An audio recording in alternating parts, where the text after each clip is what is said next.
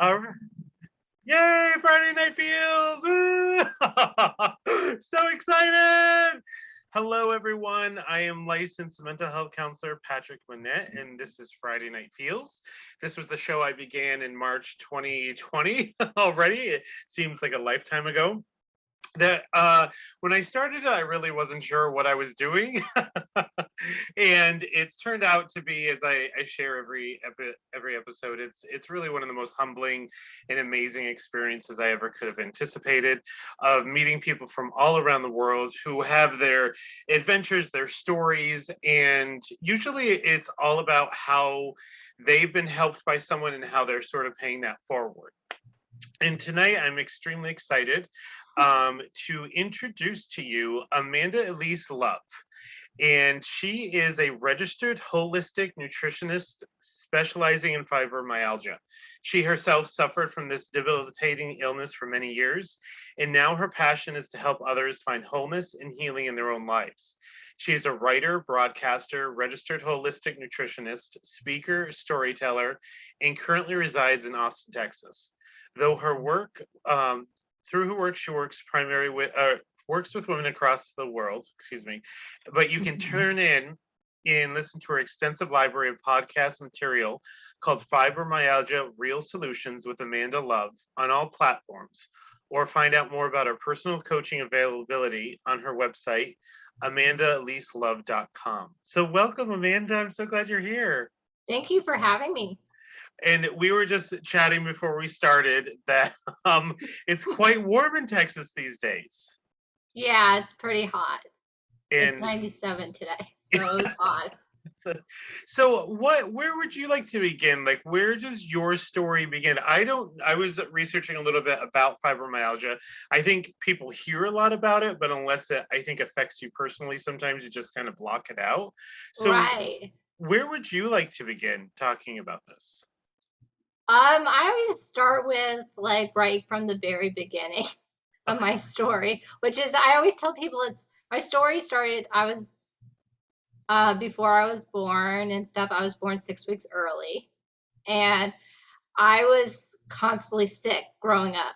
I had sinus infections, sore throats, drainage down the like all the time. It would never go away. I was having headaches. I was so tired. And I was always sick for at least 10 days or longer. It was never short, ever. Like it was never like a 24-hour flu. Right. It wasn't like a flu where I would just get it once in a maybe once a year I would get the flu maybe, but it was most of the time like sinus infection, sore throats. And I tell people like I had parents who divorced when I was 6. Mhm. So I always think that sort of plays an issue and stuff. My dad remarried, and then there was a lot of like trauma going on in that with like going over to his house and being like, I don't want to go over to that house. I My stepmom wasn't the nicest person, and I Mhm. got in trouble a lot. And it wasn't like I was doing anything bad. I would just speak up and then I would be told not to speak up. Mm. Oh, And wow. that's the thing with as kids, we don't speak if we can't speak up, then we're going to get ourselves sick. Right, because you're suppressing everything. Yeah, I honestly feel like looking back now, like I was suppressing all my emotions and stuff because I remember my sister being like, "Oh, Amanda, don't say anything. Oh, we'll get in trouble." Mm. Now I was the one who was 2 years older, and then she had two little kids who were like babies, and so I was like, okay. And so I was the one always like having to stand in the corner and Mm. stuff, even though I never got in trouble at my mom's house where I lived primarily, and I never got in trouble at school or anything either. So it wasn't like I was a trouble Right, kid or anything. It was just right, at that house I would get in trouble. right. And so like we would have to go over there every Sunday, and it was exhausting, and the courts got involved. And that last year they moved it from every other Sunday to every other Sunday So it wasn't every Sunday, but then we had to spend the weekend. So it was like I don't remember, Saturday morning to like evening Sunday, I think it was. So I got myself to the point where I would be sick pretty much every single week. And so those weeks that I probably had to go to my dad's, I was sick and stuff. And a lot of times I didn't actually go out and go, and my sister would go and stuff that last year. So it was a lot of stress. I actually had to deal with like always catching up with schoolwork. I was constantly on like, okay, I have to catch up with schoolwork and stuff like that. And I actually got held back one year because it just was too much and stuff. And I had a lot of learning difficulties too. So school never came easy for me and stuff. So I always tell people that. But fast forward, and like we moved out of Arizona, and I was almost 14, and I slowly was getting better. Like it was spread out a little bit, but I was still getting sick like every 4 to 6 weeks I was still getting sick. And they didn't know why. No, they didn't know why. They just kept giving me the antibiotics and jeez. Yeah, and a lot of times they would just say, "Oh, your blood works normal," and I look normal. Like I'm not overweight or anything like that. I've always been at a healthy weight. And like if you just look healthy like that way, then people don't think you're sick. They can't. It's dismissed. It's an invisible disease. It's conditions, right? Where people usually I find people are dealing with some health issue, but you would never know it on the outside. Right. About this. And did people, when you were growing up, did they question whether you're being sincere about sick? Did they ever accuse you of faking it? I don't feel like they did. Maybe I just was so sick that I didn't. Like I don't know. I don't even know if I noticed or anything, because I knew my grandma, who was the driving force in all my like health issues, like getting me well. Like she knew I wasn't pretending. The main people in my life, my grandma, my mom, my sister, they knew I wasn't like complaining, because they know I have this drive in me to like do a lot of different things in my life. And so when I was so sick, I was like, why am I so sick? And I was still like pushing myself with my schooling and everything else. So they knew I don't like had this ability to be like, oh man is going to play the victim and wants all this attention, because I'm not that type of person. Right. And so when did you find out about your diagnosis? I found out this was actually back in 2010. It'll be 11 years in October. Okay. And I found out I was 20. I was almost 21. And I found out because we went to one of like the top rheumatology places in Mesa, Arizona. And they're like, "Oh, you have fibromyalgia." And I'm like, "Okay."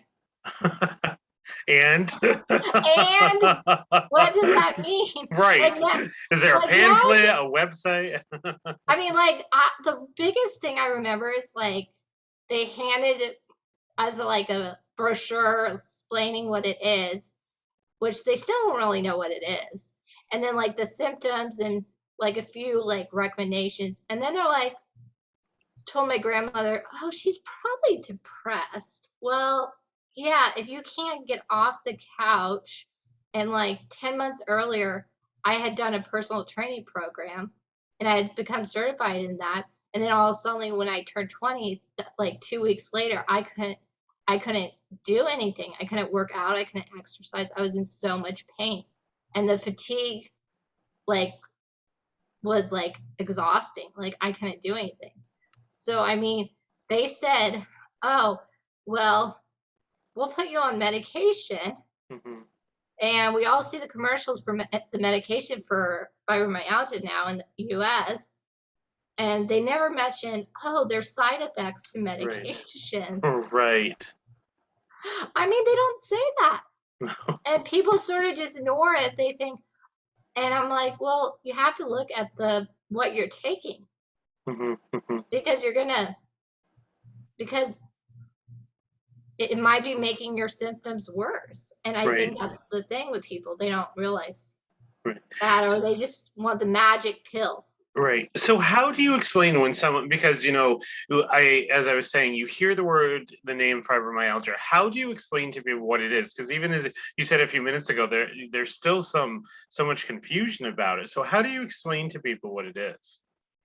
I say if you can't get out of bed, like if you're so fatigued, exhausted, and you're like, I tell people it's not like it's exhaustion where it doesn't go away. Okay. Like a lot of times I think people think, well, I'm so exhausted. And it's like, well, maybe it's because what you're eating or you haven't slept right the night before, or how's your stress level? Like, right? Mm-hmm. Like that's the thing. Um, I tell people with fibromyalgia, it's like excruciating pain. Like it's pain down the body. Let's not talk about like just a sprained ankle type of. It's not like that type where it's just like you had it, you sprained your ankle and stuff. It's a pain where it's like your whole body just hurts, like stabbing. And I tell people fatigue, pain, sleep issues is a huge thing. If you can't fall asleep, stay asleep, or you feel like a truck has hit you, Mm-hmm. and it has to be continuous. I say like at least 3 months longer to have these symptoms. And this thing is, right now there's some research is coming out saying it might be an autoimmune issue. Oh, okay. So Yeah, it's considered right now a chronic disease, correct? yeah, But is it yeah. hard to actually get it diagnosed? That's the thing. They're closing. I've like went back to, and they don't even take people with like who have fibromyalgia, or they're not like diagnosing. Like it's hard to when they diagnose people. It's like it's not the greatest Mm-hmm. testing, Right. right? Because it's touching all these points down your body and stuff. So that's the thing with that. And people will say to me, well, I was diagnosed with fibromyalgia. And then they'll say to me, well, I feel okay. I'm feeling better. And I'm like, well, did you do anything different? And they'll say no. And then I'm like, well, you probably maybe didn't have it. Okay. So what would you think that they had? I was, maybe they were just not sleeping well. Maybe they had some other health issue that they're dealing with. But I think the thing is, the rheumatologist will diagnose you, or the primary doctor will diagnose you, right? Okay, right. But the thing is, a lot of the times the doctors say it's a catch-all disease, and they've ruled out everything else, so they might diagnose you with it. So that's the thing. Like, I don't. I mean, the diagnosis is fine. You could be diagnosed, but let's just get down to the root cause of why you're dealing with that health issue. Yeah. I think a lot of times we get so stuck on, oh, I have blank diabetes, I Mm-hmm. have heart disease. Okay, what's the root? Like, let's get down to the root cause of why you're dealing with that health issue. Right. How's your stress? How's your food? How's your trauma issues? Ooh, trauma. My wheelhouse. Yeah, I mean, we could talk about like I talk about.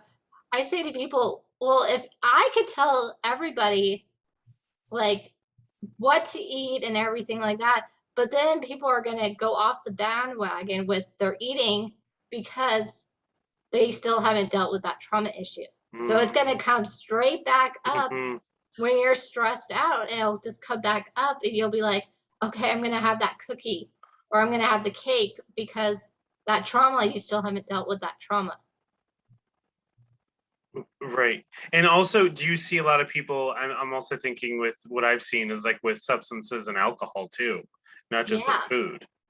Yeah, it's food, it's alcohol, it's like anything that's like a substitute. So when someone comes to see you, what does that process look like? Is that an intake? Do you meet with them several times? Do you ask them all these questions about Yeah. what they're eating, trauma history, which I would imagine kind of would surprise people, thinking, "Oh, I'm just going for food. Like it's probably just I'm not getting enough carrots," and Yeah, now she's like asking you I about trauma. well, I mean, like, I feel like it's such a big thing. I do a 90-minute health history just because I'm like, well, what are you eating? What is your food? What are you taking? What medications are you taking? Those basic questions that the doctors ask you, but the doctors don't go deep enough, I feel like, into like, what is the deep parts of your life that you don't share? Like, you're not going to share that with the doctor. The doctor only has 5-10 minutes. Right, right. Like, okay, how's your year been? Like, I just moved to Texas. Like, that was Ooh. a big that was a Transition. big thing. Yep. I've moved twice this year. So, like, I've had a lot of stress. But I've also had a lot of good things happen this year too. But that's what you have like health experts for, counselors, trauma people, because they'll get to the root, they'll get to like the bottom of things that your doctors can't get to. And I think that's the big thing. Right. So how do you see trauma manifesting in medical issues? Yeah, I find trauma like I'm sure every health issue we have has somehow related back to like a trauma issue.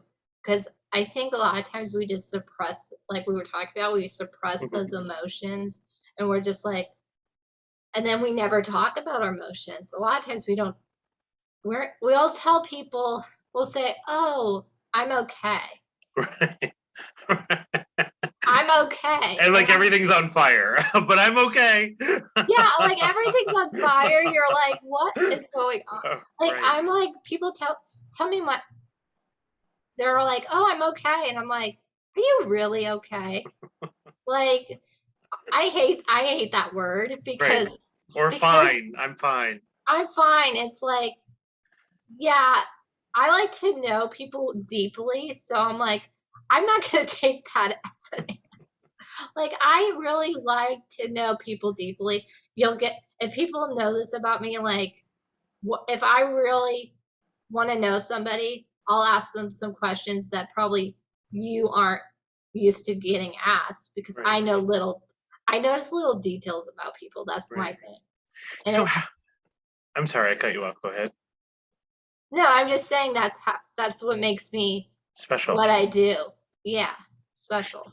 How do you incorporate that into your treatment plans or your plans with clients? I think what it does is like it makes it individualized to that person, right? Like I'm 31, so like, I'm not married, I don't have kids, and I'm not dating anybody, but I can't but I can my how I work, like, with my food choices and supplements and stuff wouldn't work for, say, my sister because she's 29 and she's married and she's has a 2-year-old, Right. right? So totally different scenario. It's a different scenario. I feel Mhm. like a lot of times we feel like there's a cookie cutter Mhm. approach to whatever we're dealing with. And that's why there's like experts out there because they can individualize what's going on and stuff. Like maybe somebody needs to work on their trauma issues and the other client needs to work on their food choices or maybe Mhm. they need to work on their sleep issues, right? Mhm. Like, I mean, it all depends on the person.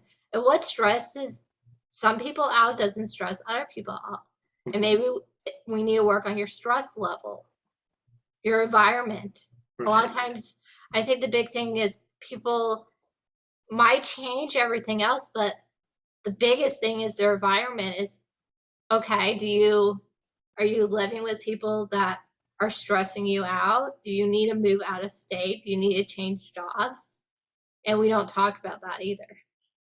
What do you mean by that? Just like people just think it's just food? Yeah, I think people just think it's food, right? Mm-hmm. Like, I feel like a lot of times we say, oh, my food is good, but they don't think about the trauma. They don't think about the relationships that they have.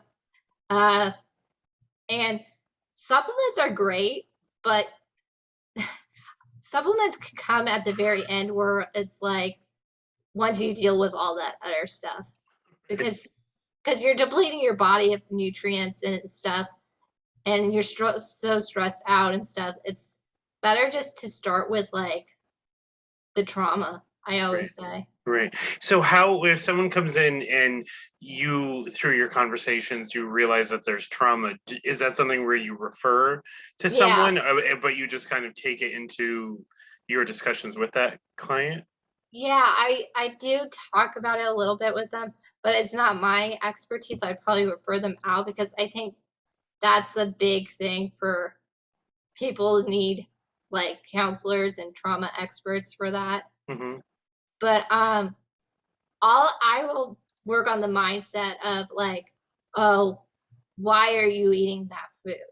Right. Okay, so you're eating that food because you're stressed out. What can we change in your daily life to help you not stress out about that? Or maybe we should not have that food in the house for a little while Okay. and just have it like as a treat. Like maybe if you go out, then you could have a treat or something. Right. I don't like. I hate the whole concept of like you can't have whatever you don't you want, right? Right. Yeah. Like you don't want to Everything's vote in everything off. moderation. Yeah. Right. I think everything in moderation, but like if it's not like if you have food sensitivities like me, Mm-hmm. you really should be off of those Right. foods. So what is the correlation between food and chronic pain, like specifically fibromyalgia? What is the relationship there? Honestly, I think it plays a huge part, but I think people don't talk about it. Like Okay. food can give you like headaches, pain, fatigue, and immune issues, dairy, congestion. And so I think a lot of times we cut we might take out the gluten, but it's not long enough. That's the problem I tell people. Like you need to be off of this for like 4 to 6 weeks and you can't cheat. So one little molecule of gluten could stay in your body for up to weeks, up to months. Mm. So I tell people, yeah, the gluten's great, but look, we have so many bad gluten-free products out there right now. It's like if there's like a look at the ingredient list and see what's in your foods that you're eating. But Mm-hmm. the best foods are the foods that don't have an ingredients list. Right. Sort of like the They don't exterior of the have a grocery store, right? Like the yeah, exterior. like they don't have a label where it says total fat 7 Right. grams, calories 130. I hate the whole calories in, calories out concept. Like, as long as you're eating food that fuels your body and you have energy, like, you shouldn't be worried about calories. The weight will come off if you have to lose the weight and Right. stuff. It will all balance out. But I think people, hopefully, they're past the calories in, calories out at this point. But I if don't know. you, I still see it at restaurants.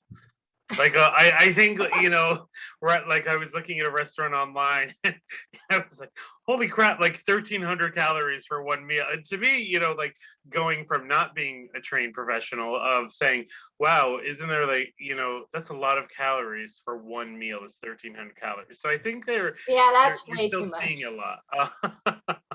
So I didn't order that one. I did not order that one. I just closed the website at that point. So what I've noticed, like from my experiences, is eating different things if I'm not eating enough of one thing, like if I don't get enough protein, like I tend to binge more on carbs. Yeah, That's something that I've definitely seen. And then of course that leads to the crashing, and then I'm hungrier and overeating that way. And that for me, it affects my mood, that self-confidence, but also that frustration of I can't get out of the cycle. yeah, and I think you get in this cycle of like, oh, I can't do it. That's why I always tell people we need accountability Right. for things in our life, because if we don't have that accountability, we're going to go straight to whatever that thing is, right? Right. And I find if you're eating good food, then you don't have those cravings as much. And what do you And recommend? if you have the cravings, Mm-hmm. you're probably not eating enough food too. Okay. So what do you recommend to people? I mean, life is crazy busy for most of us. Yeah. So that's why like a lot of the restaurants, like drive through, especially, curbside, DoorDash, all of these things will, Yeah. like I did it last magic. night. I did it last night. I'm Just like, show wow. up. But so what about like people who don't have time to cook or to do really in-depth grocery shopping, or who might be financially strapped? How do you guide them into being able to get nutrition food, something that heals their body instead of harming it, but also being able to survive, like Yeah. financially in time? Yeah, that's a good question. Yeah. So if you can't go organic, that's okay. Just start with what can you do one meal at a time, Okay. right? I think the biggest thing a lot of times is we get to this, we feel like we have to do all of it all at once, Hmm. right? Hmm. Hmm. So like if Throw you're it all eating, out. throw it all out. Throw it all out. And Clear the then cupboards. that's the thing though. We throw it all out, and then once we are like so overwhelmed with everything in life, maybe the trauma issues come back or something, then we go straight back to eating everything bad again.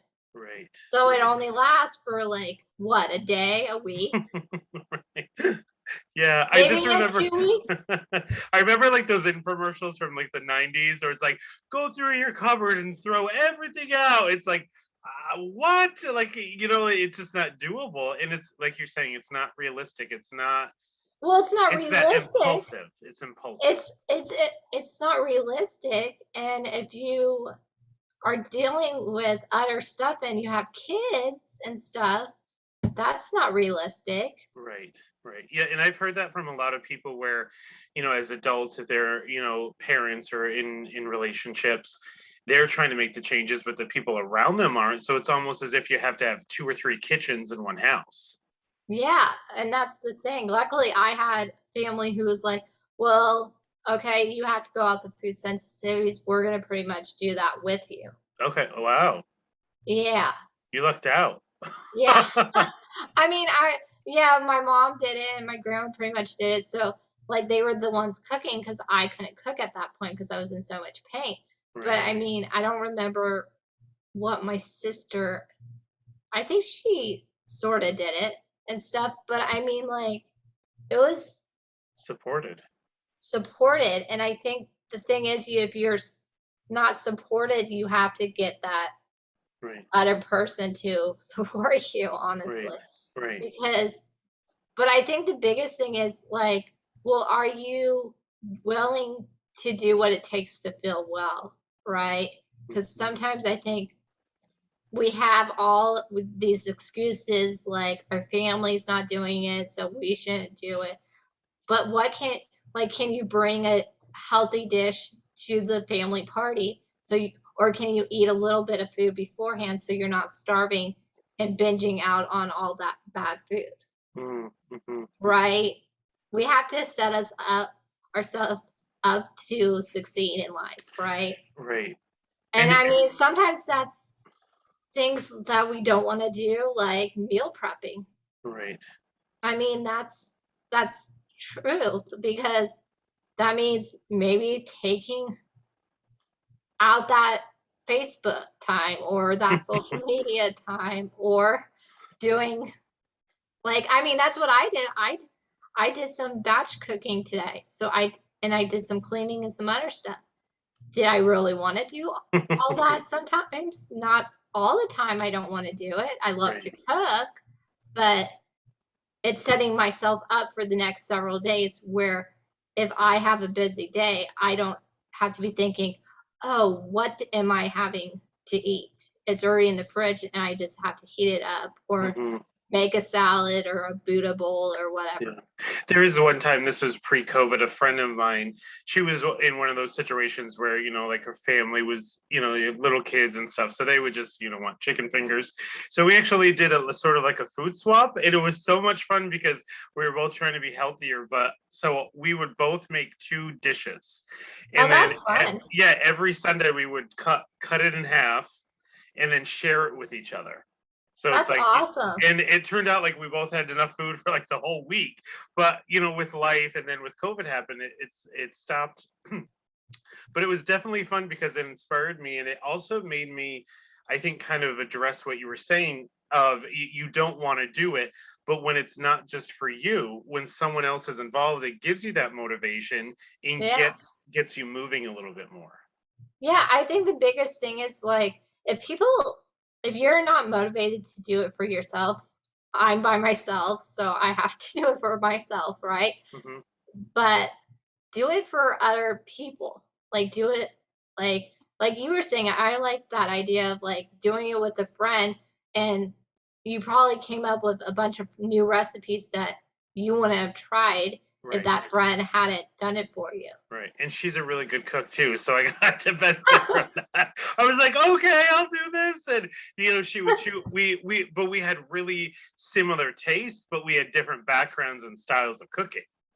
Oh, that's awesome. So you Yeah. got a variety of cooking Yes. and Yep. stuff. And then what I noticed that, kind of going back to what you said, now that I'm thinking about it, is my stress those weeks completely went down because I didn't have to worry about going to the store numerous times. I didn't have to worry about what I was going to eat. I already Yeah, had that's the the thing, selections there. And it was homemade, right? And which like, to me is a trigger food. When I'm eating out a lot, I think it's more addictive than anything because I'm like, it's not fulfilling. no, that's the thing with fast food places. They're not filling Right. unless you go to a healthy restaurant and stuff. If you're going to like McDonald's, that's not gonna fill you up. It's just gonna keep the Perpetuate the cycle, cycle. Yes. perpetuate the cycle. And I think Yes. that's the thing. You have to make cooking fun or have your family get involved with the cooking so Right. you don't have to do all the cooking Yeah. yourself. Right. Or they could do, or the kids could like cut or do whatever. So they're cooking too, or you can make a healthy dessert or whatever. Right. Like, so you're not doing it all and you feel like you're the only person like that does the cooking. Right. And one of the things too that I've had a discussion with someone else about this was also like portion controls, especially in the United States. And Yeah. when you think about it, when you just said a few minutes ago, um, you know, eating a little bit before you go out to eat, it just kind of triggered this memory of me of how many times I've had the conversation of, oh my God, I can't wait to go out to eat. I'm going to the buffet. I can't wait to gorge myself. Right. Oh, like Chinese buffet, all you can eat. You're so for me, I'll keep it in the, like the idea is to eat as much as you can. But then for me, all of a sudden my clothes don't fit. I'm feeling unhealthy. I'm putting on a lot of weight, You're and lethargic I'm and yeah, you're, and I'm yeah. hurting myself. That's really what I'm doing through food. Yeah, and it's the psychology. It's just the psychology of how we work and stuff in our lives where we're just like, oh, for some reason sometimes we feel like, oh, I just have to have all this food and stuff and then we're like, oh, I'm going to punish myself for eating all that food. Right. Yep. The shame and the And guilt. the shame, the guilt, like I'm not like I'll eat whatever. I'll have a cookie or whatever. It's allergy friendly, but I mean like I'm at this point in my life where I'm like I'm not going to beat myself up for having something sweet. Right. And I'm isn't not that going to interesting that there's the pressure on one side to go out and spend all this money and to eat and to, you know, do all this Yeah. stuff. And then we kick ourselves in the ass of Yeah. hating ourselves, of like, what are you doing? You're getting a little portly, you're putting on weight. Like, You're putting a weight, or you like overdo it, and you exercise too much. right. Yep, that huge spectrum And of that used to be that. I mean, I used to deal with that too, and I've never been overweight, but I would be like, or I would get candy or something, and I would be like, oh, I should eat it within a couple of days, so then I don't have to have it around. right. And it's this side, and then eventually you just get to a point where you're like, well, it's not good to have those things in my house or my apartment or wherever. But once you start eating the healthy food, you don't really care to have those things. Like, I don't care to have those foods, like the Right. candy and stuff. I So mean, how did you learn in your experiences? Because you were talking about, you know, that you found out about 10 years ago with fibromyalgia. How did you discover the correlation with that food was affecting your fibromyalgia? I found out, so I like to tell this story, but my grandmother actually saw newspaper clippings when we had newspapers. I don't We probably do now, but like, who Mostly all reads? online. Yeah, probably who reads newspapers? I don't. But and it said wellness talk by a wellness chiropractor. This was in 2011, if I'm doing the math right. And so he's like, well, if your granddaughter has fibromyalgia, she probably has had it for a very long time. And that made a total sense to my grandma. And she's like, oh, he sounds like he really gets it. And that's how I found out about the food sensitivities. They tested me. I had two genes predisposed me to a gluten sensitivity, highest in his practice. Wow. Not celiac, but that was from both parents, a soy sensitivity, egg sensitivity, and dairy sensitivity. And I've been off of those for like 10 years plus now, I guess, pretty much. Like, I have like tried adding them back, not the gluten, but the eggs, and I just didn't feel well and stuff. But to me, it's like, I don't really feel like, even if I didn't have those food sensitivities, those foods probably, I don't feel like those foods are great for really anybody. Okay. Yeah. Unless you could do organic eggs and stuff like that. Um, Raw milk, and like, you really have to see like where you're getting your food. That's the thing in life. So what would you recommend to someone? So you by chance your grandmother found this article and then you were able to go and see you had all these sensitivities. So Yeah. those were contributing to your pain? Yeah, Oh, and the wow. fatigue, Okay. the headaches, like, I cut all of those out. Like, I mean, I'm saying, though, like, it took years to get my body back, Okay. like, to feeling well. Like, I don't tell people, "Oh, if you've been sick for 20 plus years," and I had been sick for 21 years, like, pretty much, like, you're not gonna just bounce back. Like, Right. There's life damage there. I think life is like a journey. I tell people our health's a journey. We're never always going to be at like maybe 100% right every day. Right. Like, I feel like I'm at 80% most days. Um, but at least I'm not like a negative zero. I can't run errands. I can't live a life. I could shower. I could do all those things I need to do in life. Right. And I think that's the thing. Well, what is your life now? Is it a 10%, 20, Hmm. 30, 50? And how well do you want to get better? Like a lot of times we make excuses in life, but we only have one life. So Right. we might as well take care of ourselves, because nobody else is going to do it Right. for us. That's a really good point. I had someone once ask me, we got into a really interesting discussion about this. Yeah. And one of the questions that they asked me was if I felt I had a healthy relationship with food. Yeah. And it was such a simple question, but it almost knocked me off my chair because in my experience, I was thinking about it, I said, I don't think I've ever had a healthy relationship with food. And it really changed me because I had never put two and two together. Even though I knew that I had struggled with food and weight Yeah. and different things, a healthy relationship with food, I didn't even know that was something you could have. Right. I think, yeah, that's such a big thing is like, it does this food fuel me to do what I need to do in life, or is this gonna take away from my goals? Healthy relationship with food takes time though, I feel Right. like. I Well, it's mean, kind of like like, dating. You got to check it out. yeah, it's Whoa, sort of huge like, commitment, not I moving mean, in like, together. I think like a healthy relationship in life, like, is a big thing. Like, I Kind of like remember dating. I would go to my dad's house and they would be like, "Oh, we you have to eat all your food. You have to have a Mhm. salad, and even if you don't like the food, you gotta eat all the food. And then if you have the food, you can have a cookie." Yeah. So how is that great teaching Yeah. and stuff like? Uh, I think a lot of times we get our food habits from our parents. Hmm. What did our parents teach us? Hmm. Did they tell us to eat everything off the plate? And how big are those plates? Yeah, and how big are those plates? And Yeah. were they so I don't remember this, and I've talked to a family member about this too. It's like, well, did they soda? Kids Mm, are drinking a lot of soda these days. mm, hmm.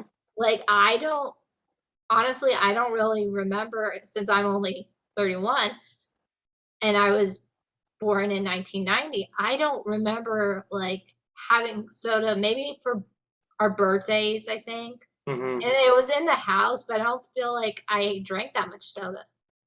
Yeah, I think it was more.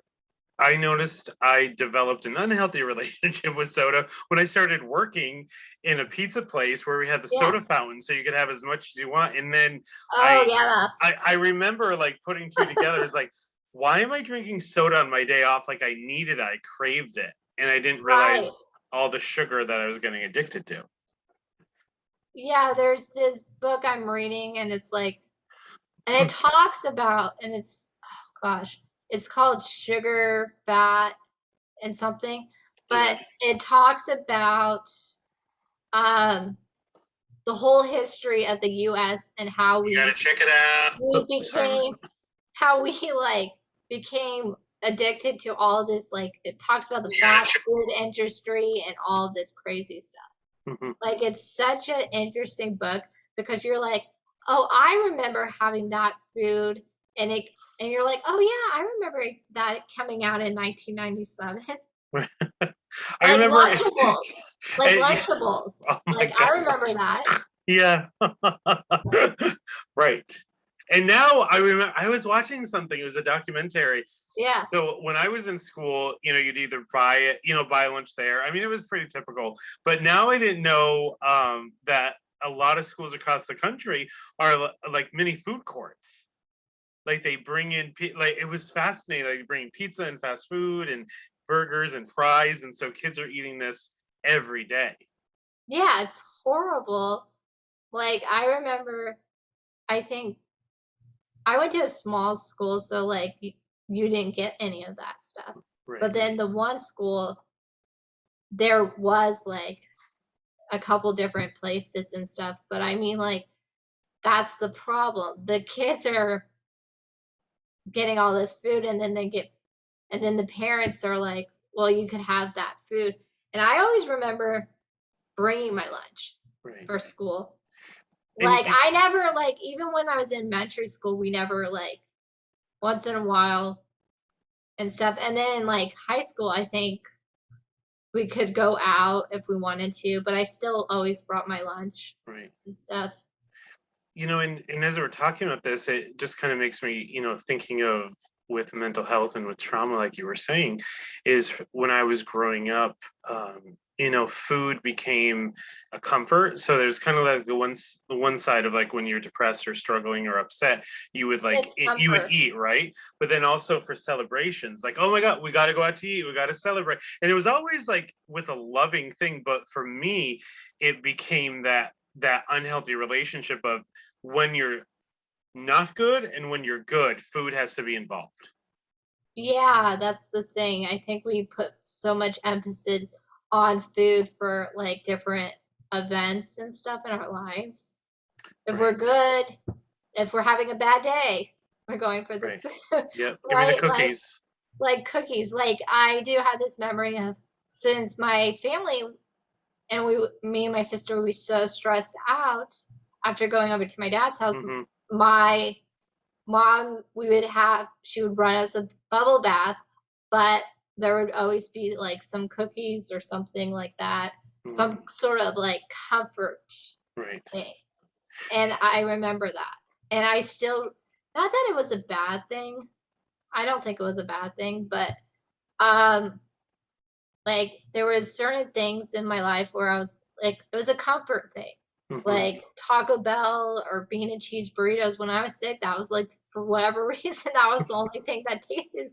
So like I would have maybe two like lunch and then dinner I would have the other one. Like Right. that was like the only thing I would eat when I was sick or a piece of toast. Hmm. Like that so sometimes I'm like if I do get sick, which I don't get sick very often, like that's still not the burrito, but like the piece of toast Right. is still a sort of So after like the majority of your life of getting sick constantly and then getting this diagnosis 10 years ago, then you yeah. made all of these significant life changes and dietary changes. So your health, it sounds, has completely changed since when you were growing up. Because you just said it's like I don't really get that sick. That must be amazing for you. Yeah, it honestly I'm it's quite amazing, honestly, Yeah, to that's really impressive. Like I'm thank you. really Yeah. moved by that. Thank you so much. Yeah, like when you say that, I sometimes I sort of forget. It's sort of like, you know Uh, what I mean? You're yeah. like, oh yeah, I haven't been. Like, I mean, it's interesting. I still tell people like I still deal with some like hormonal stuff, but I mean like the immune system is getting a lot better. Um, I'm not sick as much as I used to be. I don't know when I was last sick. It's been 4 months maybe, I don't know. But I Right. mean, like, a couple times a year, I just think it's amazing where your health could be, but you have to be patient with it. Like, I always Right. tell people I was like a negative 0. Like, I couldn't even get off the couch. I couldn't move. Right. I couldn't do a life. I just moved to Austin, Texas. So that takes a lot out of you as a Right. person, right? And it took me some time to get into a routine. Like, Especially with 97-degree weather. 97-degree weather, but it was a 2-hour difference from uh, Arizona to so my sleep was off for a while and mhm. stuff. I wouldn't even have And thought of that. yeah. So I mean like I tell people like whatever you're going through in life, you can't expect your health to be perfect. Like 1 month you might have more stress going on in your life. So you might have a little bit of headaches or whatever. I only have like one headache a month, I think, Mhm. but that's a hormone thing. But I tell people you can't always expect your health is like today to be like what it is next month. Mhm. Maybe there's so many factors. Maybe you're not drinking enough water. Maybe it's super hot like here, Right. 97 degrees, and you just haven't eaten enough food or you haven't drinking enough water. You haven't eaten enough food, vegetables. What's your stress? Have you taken any downtime? Mhm. And Because it's I will. interesting. So here in northern New York, we see something a little bit different with the season change. And so Yeah, now, for example, it's in the darker. summer, it's it's dark at 9 o'clock in the sun in during the summer. And now I notice it's getting dark at 6:30, 7 o'clock. And so what we see, It's like especially 7:40 here. yeah, so we see a lot of people think of seasonal affective disorder as just, like depression, but it's also the deficiency in vitamin D. And Yeah. then it gets colder here, minus 20 below sometimes in the summer. So what do? We're like little bears. We got to like harvest all the food, and then you have the winter weight. So it's that a cycle, every season of, if you're not, I find for myself, if you're not proactive, I easily fall into those negative cycles for myself, and then my body takes the heat. My body is the one that. Right. I think that's the thing. We have to, a lot of times we just go through the day and we're like, what did I do today? Right, So you have to be, I think the biggest thing is being conscious of what you're doing. right, What are you doing throughout the day to like keep yourself healthy? right. Are you working out? Like, are you getting vitamin D? If there, I mean, it's going to be dark and there's not Right, sunlight. So, right. what are other ways to get vitamin D? Are you taking a vitamin D supplement? Because a lot of times we're very low in vitamin D. A lot of Mhm. people are very low in vitamin D. So, what are you doing like consciously? A lot of times, I think consciously we're not noticing what we're doing. Right, right. We're just eating out of habit. Now, when you mentioned supplements Are a few times, how do you choose, or how would you recommend someone find a good supplement? Because when I go to the grocery store, I mean, just the grocery store, it's actually overwhelming when you look at the vitamin in the supplement. I'm like, because there's so many. How do you yeah. determine whether one is good or not for you? I say look at the ingredients. There's a good website I always recommend that's Vitacost that they have very good vitamins. Vitacost? Okay. Yeah, there's so that's the thing with vitamins though. It's like how do you know if like like who needs the vitamin and who doesn't, Right. right? I would rather you getting it from other sources first and then taking the vitamin. Okay. Like healthy Big foods. yeah, like healthy foods, getting the your but the thing is, a lot of times we just take supplements and then we don't realize or we don't realize or we're not very consistent Hmm. with Hmm. vitamins. How many times have we taken a vitamin and we're like, and then it comes to the next month and it'll say, you'll get an email saying, oh, your next order is coming for such and such vitamin. You're like, well, I have a lot left of the vitamin. Right. Right. So I always tell people you write down those vitamins, like Hmm. when you start them. And don't start like a bunch at once because I think a lot of times we just start a bunch of vitamins because we somehow it's the new year or Hmm. whatever, January, whatever, or like whatever month it is, and we get on this like crazy kick of like, oh, I'm gonna do everything for my health. So I'm gonna take 10, 15 different more like, okay, what is even working for me? Hmm. Right. So take vitamins that like you feel you need the most at this time. So there's a good website I like called Your Super, and they do like powders and Okay. stuff. Ooh, okay, cool. Yeah, so like gut health is a big thing right now with Right. people. I could send you the link. There's a hormone one, like immune health and stuff. So I tell people, like, if you can't take the pills, powders are great. Right. You put it into your oatmeal, you put it into your smoothies, you can put it into just a glass of water. Hmm. Like, they taste perfectly fine.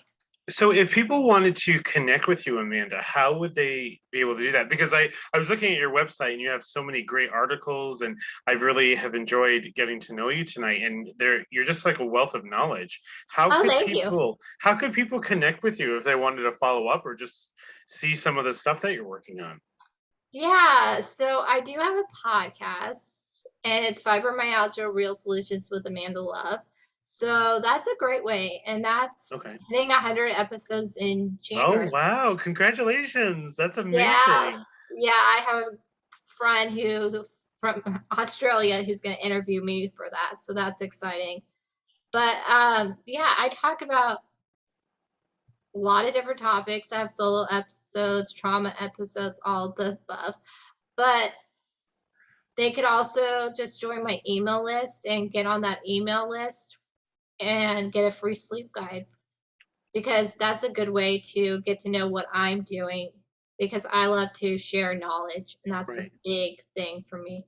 Well, that's what, the one word too that I was thinking about that sort of represents what you've gone through is your resiliency. Because not only did you go through, I mean, that's traumatic, not just what happened with your dad and being in that caustic environment, but all of the physical thing is painful and scary as a kid when your body's a Yeah. prison. But now you've turned it not only into a career, but you're about paying it forward to help other people. Like, that's amazing. Thank you so much. Yeah.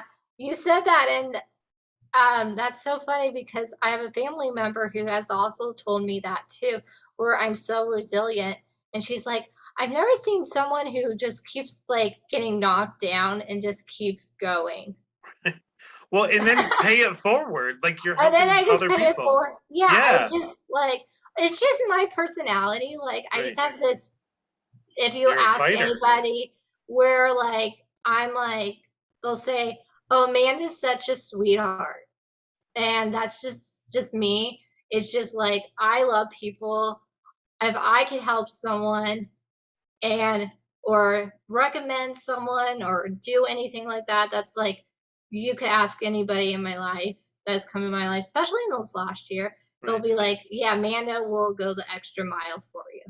And I think we all need that. We need that Yeah. advocate. And I know for myself of knowing, I was thinking about what it's like to reach out to nutritionists. So there's a lot of shame, I think, being a man and sometimes having to reach out for Yeah. that of why can't I just stop eating the bread or the potato chips? Like, why Yeah. do I have to go see a professional? But also the ego and the control of I don't want to make any changes, but I'm also sick and miserable. And Yeah. knowing that there are people like you who are dedicating their lives to help us to be healthy and prevent disease. Yeah. And that's the thing. We want, I have some friends and they're also into the nutrition too. And it all really comes down to is all we want to do is help people so they could be there for their family, their friends. Right, What is people's why of, right. and a lot of times it's their family. Yeah, It's not really them, it's the family. that's amazing. So as we wind down tonight, I have one final question for you. Sure. What is one thing you would like the audience to walk away with tonight? If you could give them one piece of advice or one nugget of knowledge. Don't give up, Hmm, because I think a lot of times we feel like we're stuck. We have our life's not going to change. It's just not, we're always going to have this health condition, or we're always going to be in this situation, and life changes so much. Like, what mhm. is this last Taught us year and everything. a Yep. half? Like, Right. honestly, I don't remember, like, to me, like, I don't even remember last year. like it's sort of I like know. last year was so hard. Like, Yep. I had a hard year last year. Mhm. I did lose a family member Oh, I'm sorry to hear that. last year, and it wasn't because of COVID. It was, but the whole experience. It was my grandma who I talked about. It was Oh the no. whole, yeah. It was this whole experience of we, like, her being in and out of the hospital, and like, then we found out she wasn't taken care of, and her being on hospice and all of that. And then my dog, who I had like for almost 14 years, died 12 days before her Oh my gosh. because of cancer. So, I mean, like, get help for these situations. So I got straight into like a grief group Right. right after, because I was like, this is like, I had never lost someone that close to me before. I had Right. lost like two grandparents, but that person was the person, Right. right? And I think that's the big thing. We got to realize there is help out there if we can't see the light at the end of the tunnel. Right. I think that's the big thing. Yeah. And also knowing we don't have to get there alone. Yeah, we're not alone. And I Yeah. think that's the big thing. A lot of times I feel like this show's about is you're not alone. Right.